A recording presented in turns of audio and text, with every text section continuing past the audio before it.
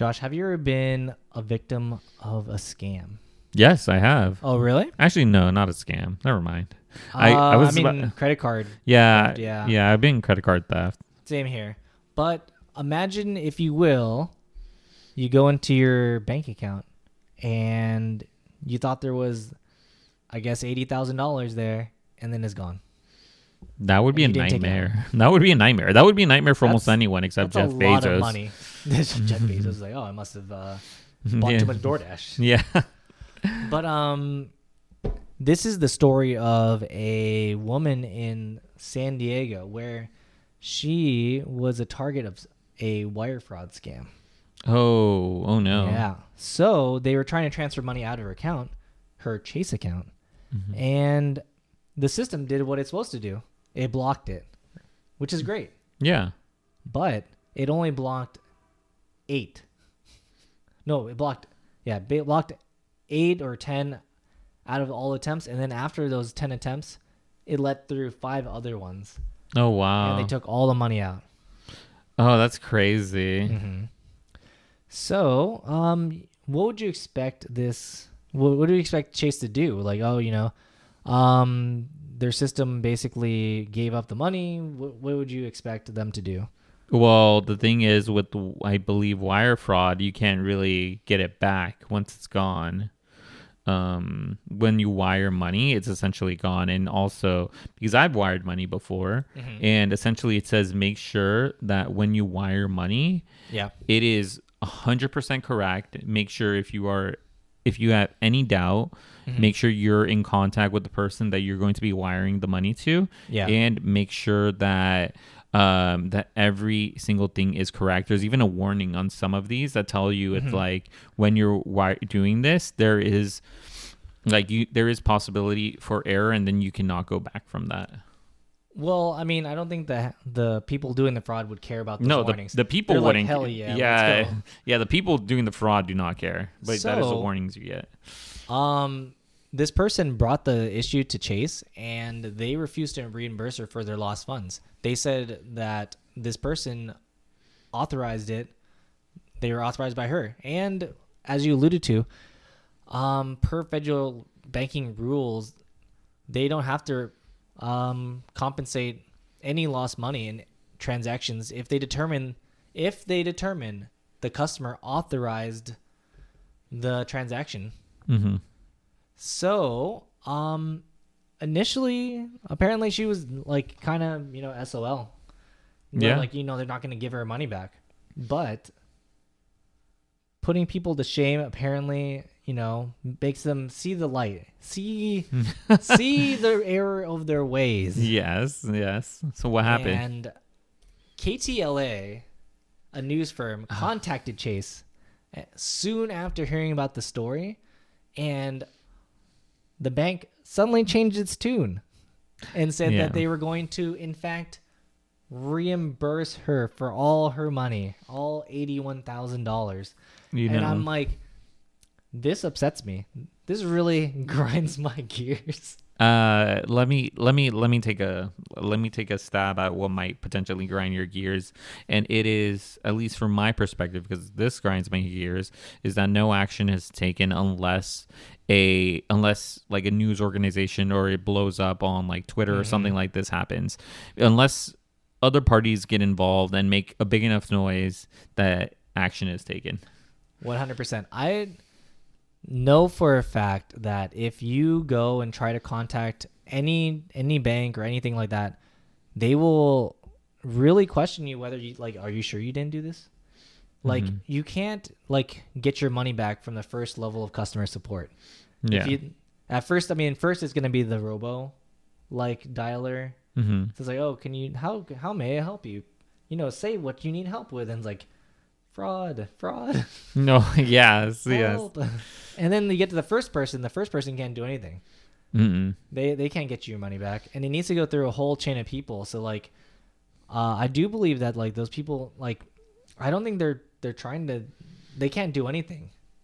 No, they can't. And Those people don't have enough authority with the people that you're talking to on the phone. No. To actually do something. It really needs to come from the top.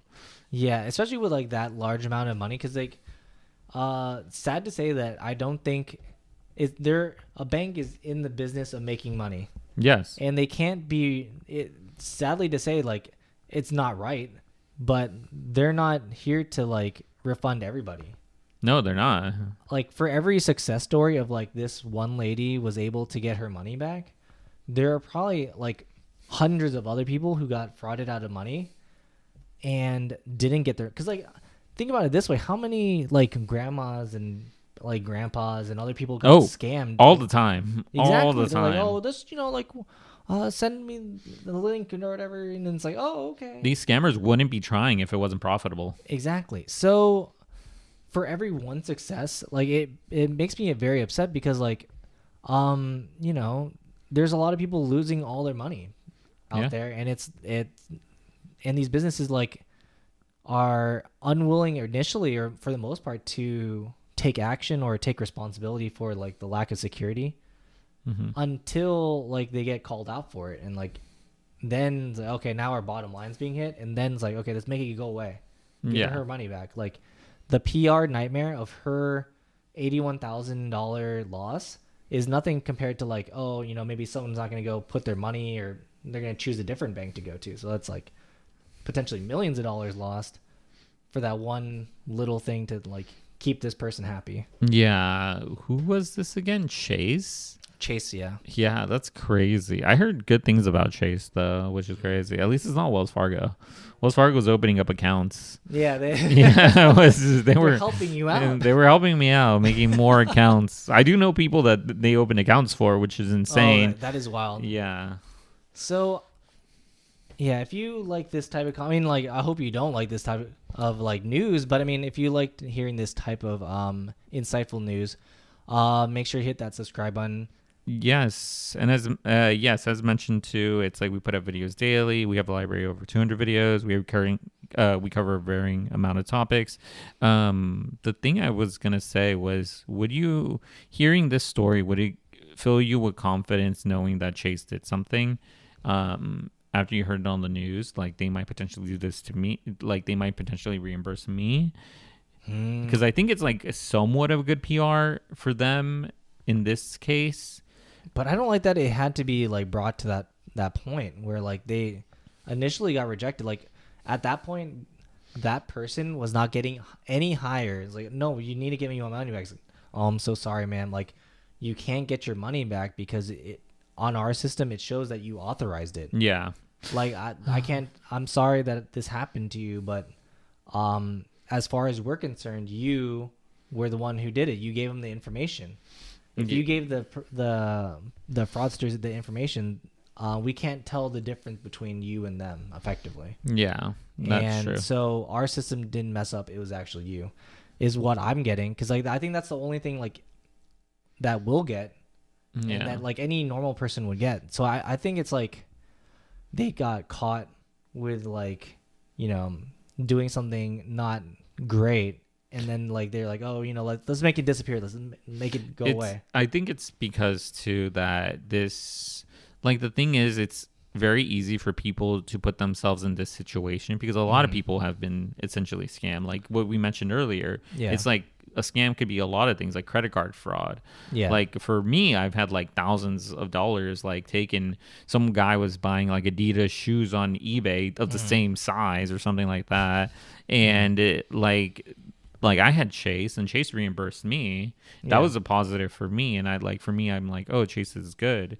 But when I hear stories like this, it's like, I could easily see myself in this situation because I've gone scammed before. Yeah. Or my information has been stolen before. So yeah, so it's just a very tough situation because you could easily see yourself in that situation. So it's like on one hand, it's good, but on the other hand, I think the level of like the dollar amount definitely made it to where that level of customer service could not refund the money or couldn't do anything about it. Like this, having almost like $100,000 still, like that's a significant amount of money. That's a lot of money.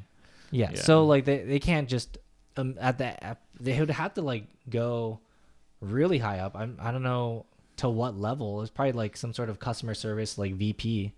Yeah, Right, to so, like, clear if that amount of money. Yeah. Mhm. So And then because I mean, it's gonna show us up as a pretty decent loss. And it's like, what the heck are you guys doing? You guys are giving out too much money. You guys need to solve this somehow. yeah. Yeah, everyone, like, at the end of the day, it's like what you mentioned, the bank's in the business of making money, not necessarily giving money away. But yeah, we would want to know your guys' thoughts in the comments down below. What you guys think of this story? What do you think about the fraud? And what do you think that Chase made the appropriate response in the beginning or near the end? So Do you think that their end response outweighed their initial response of denying this person?